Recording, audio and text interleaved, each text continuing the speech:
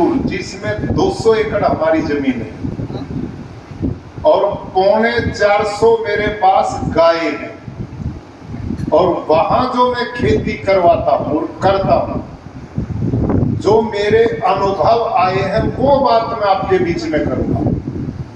खेडूत भाइयों, आज से 10 बरस पहले मैं अपने उस 200 एकड़ के खेत में यूरिया, डीएपी, पेस्टिसाइड, इंसेक्टिसाइड यही डालता था। सब रासायनिक खेती में करता था, लेकिन मेरा एक खेत का कर्मचारी स्प्रे करते हुए एक दिन बेहोश होकर गिर पड़ा और वो मर जाता यदि हम संभालते नहीं। 3 दिन हॉस्पिटल में रख करके मुश्किल जान बची। उस दिन मैंने संकल्प लिया कि इस कर्मचारी ने जो दवाई छिड़क रहा था, न तो इसने दवाई को खाया ना पिया, और ये सूंघने मात्र से बेहोश हो गया, मर जाता। और सैकड़ों लोग इस देश में प्रतिवर्ष मरते केवल दवाई छिड़कते हुए। तो मैंने विचार किया, मेरे पास 1,500 बच्चे गुरुकुल में पढ़ते हैं 19 प्रांतों के, एक एक 2-2 बच्चा है, वो मेरे को सौंपा हुआ, और मैं इन बच्चों को वो खिलाता हूं जिसमें सीधा यूरिया डालता हूं, डीएपी डालता हूं, कीटनाशक डालता हूं, जंतुनाशक डालता हूं। वो सूंघने मात्र से बेहोश हो गया, मैं बच्चों को खिला रहा हूं साग भाजी, अनाज, फल खेतों के। तो ये जहर मैं बच्चों को खिलाता हूं, अब ये पाप मैं नहीं करूंगा। और वहां से मैंने अपने खेतों में रासायनिक जहर डालना बंद किया। तो मैंने जैविक खेती की, जिसको ऑर्गेनिक फार्मिंग भी बोलते हैं। 5 एकड़ में शुरू की मैंने। पहले साल मेरे को कुछ नहीं मिला, दूसरे साल मेरे को 50-60% मिला, तीसरे साल मेरे को 80% मिला।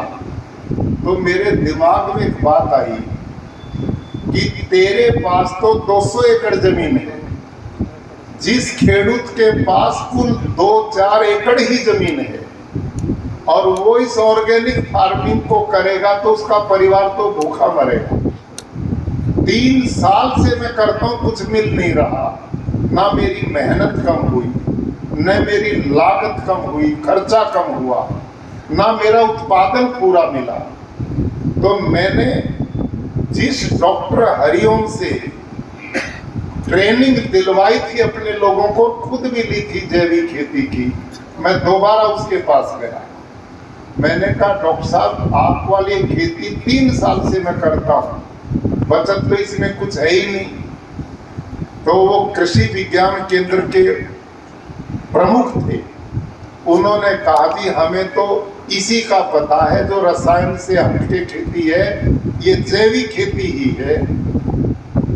तो मैंने कहा, इसमें तो कुछ नहीं बचता, कि जी इसमें क्या बचेगा, यदि बचता तो इसको लोग अब तक अपना ही ना लेते। तो उन्होंने मेरे को, खेडूत भाइयों, 2 रिसर्च पेपर दिए, साइंटिस्ट वैज्ञानिकों के लिखे हुए। उसमें लिखा था जैविक खेती क्या है, ऑर्गेनिक फार्मिंग क्या है। ये आपको 2-4 मिनट की बात ध्यान से सुननी चाहिए। उसमें लिखा था वैज्ञानिकों ने जैविक खेती के बारे में कि भाई इस देश के लोगों का पेट भरने में 2 फसल योगदान करती, 2 अनाज, एक चावल और एक गेहूं। और इन दोनों फसलों को यदि भरपूर लेना है खेत में, तो 1 एकड़ में 60 किलो नाइट्रोजन डालना पड़ेगा, 60 किलो नाइट्रोजन। अब यदि रासायनिक खेती करते हो तो आप क्या करोगे? बाजार में जाओगे, यूरिया डीएपी खरीदो, 1-1.5 महीना के अंतर से डाल दो, 60 किलो तो पूरा हो जाएगा और पैदावार भी पूरी हो जाएगी। यह है रासायनिक खेती। लेकिन जैविक खेती में नाइट्रोजन कहां से आएगा? ध्यान से सुनो, गोबर की खाद में 1 टन गोबर की खाद में 2 किलो नाइट्रोजन है, और हमने कितना चाहिए बोलो?